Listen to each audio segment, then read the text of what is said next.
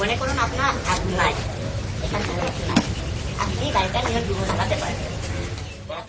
তরুণ প্রজন্মের মেধা আর সাহসের কাছে অসম্ভব যে কিছুই নয় তা আবারও প্রমাণ করলেন কলেজ ছাত্র ওয়াকিমুল ইসলাম।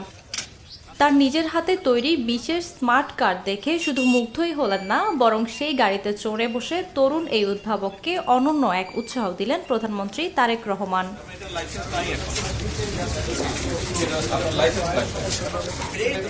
শনিবার সকালে রাজধানীর তেজগাঁওয়ে প্রধানমন্ত্রীর কার্যালয়ে এক অভূতপূর্ব দৃশ্যের অবতারণা হয়।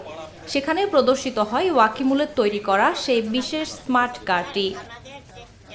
প্রধানমন্ত্রী অত্যন্ত আগ্রহ নিয়ে গাড়িটির প্রতিটি ফিচার পর্যবেক্ষণ করেন এবং ওয়াকিমুলের কাছ থেকে তার নির্মাণশৈলী সম্পর্কে বিস্তারিত শোনেন।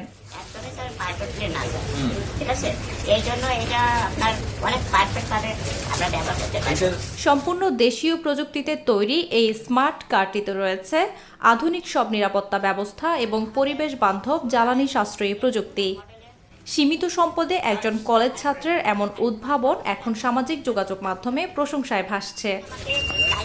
ওয়াকিমুলের এই সাফল্যে প্রধানমন্ত্রী কেবল খুশি হননি, বরং স্মার্ট বাংলাদেশ বিনির্মাণে তরুণদের এমন উদ্ভাবনী চিন্তাকে এগিয়ে নেওয়ার প্রত্যয় ব্যক্ত করেছেন।